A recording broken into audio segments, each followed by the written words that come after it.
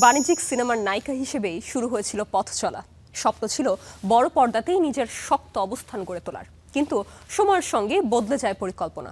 মূলধারার সিনেমা থেকে সরে এসে ছোট পর্দা, উপস্থাপনা আর ওটিটি সব মিলিয়ে নিজেকে নতুনভাবে গড়ে তুলছেন জিনাত শানু স্বাগতা। তবুও প্রশ্ন থেকে যায়, শুরুতেই কেন থমকে গেল তার চলচ্চিত্র যাত্রা?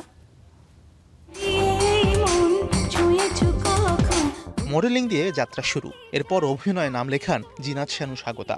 খুব অল্প সময়ের মধ্যেই সুযোগ পান ঢালিউডের বাণিজ্যিক চলচ্চিত্রে। সেই সময়ের জনপ্রিয় নায়ক মান্না, কাজী মারুফ, সম্রাট সহ একাধিক অভিনেতার বিপরীতে অভিনয় করেন তিনি। বড় পর্দাতেই নিয়মিত কাজ করার স্বপ্ন ছিল তার। একের পর এক চলচ্চিত্রে অভিনয় করলেও প্রত্যাশা মতো জায়গা তৈরি করতে পারেনি।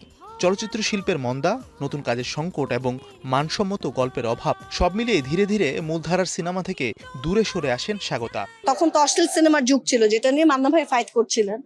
তো কিছু কিছু মানুষ আগেকার ইন্ডাস্ট্রি তো রয়ে গিয়েছিল, যারা এই ইন্ডাস্ট্রিতে কাজ করছিল, তাদের সাথে কাজ করা আমার পক্ষে ওই সময় সম্ভব ছিল না।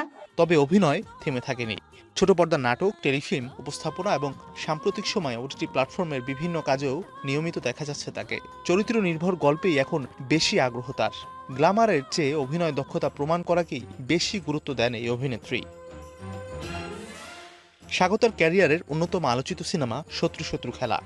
2009 সালে মুক্তিপ্রাপ্ত এই ছবিতে কিংবদন্তি নায়ক মান্নার বিপরীতে অভিনয় করে দর্শকের নজর কাড়েন তিনি। ছবিটি মুক্তির পর রাতারাতিই পরিচিতি পান স্বাগতা। শুধু সহশিল্পী হিসেবেই নয়, একজন অভিভাবকের মতো মান্নাকে পেয়েছিলেন বলে জানান তিনি। মান্না ভাই আসলে গণমানুষের সাইকোলজি নিয়ে রিসার্চ করতেন এবং তাদের মনে ঢুকে যাওয়ার মতো গল্পে কাজ করতেন। যেই রিসার্চটা হয়তো অন্যরা করেন না, যে কারণে এত সহজে মানুষের মনে বছর পর বছর ঢুকে থাকতে পারে না। আমার সৌভাগ্য হয়েছিল যে আমি ওনার মতো একজন গ্রেট মানুষের সাথে অভিনয় করার সুযোগ পেয়েছিলাম, এবং আমার প্রথম চলচ্চিত্র। উনি বেঁচে থাকলে হয়তো আরো বেশ অনেকগুলো চলচ্চিত্রে অভিনয় করার সুযোগ হতো। উনি বেঁচে থাকলে আমাকে আরো 2-3টা সিনেমার অফার দিয়েছিল। ক্যারিয়ারের পথ বদলেছে, কিন্তু অভিনয়ের প্রতি নিষ্ঠা নয়। বড় পর্দা থেকে ছোট পর্দা, সেখান থেকে ওটিটি, প্রতিটি মাধ্যমেই নিজেকে নতুনভাবে প্রমাণ করার চেষ্টা করে চলেছেন জিনাত শানু স্বাগতা।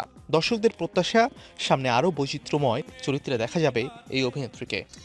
মানুষ যা চায় তা পায় না। আমি তোমাকে মনে প্রাণে চেয়েছি, অথচ পাইনি। আজ আবার এক সন্ধিক্ষণে তোমার আমার মিলন হলো। আমি সব ভুলে গিয়েছিলাম। মাছারুল তামিম, স্টার এন্টারটেইনমেন্ট।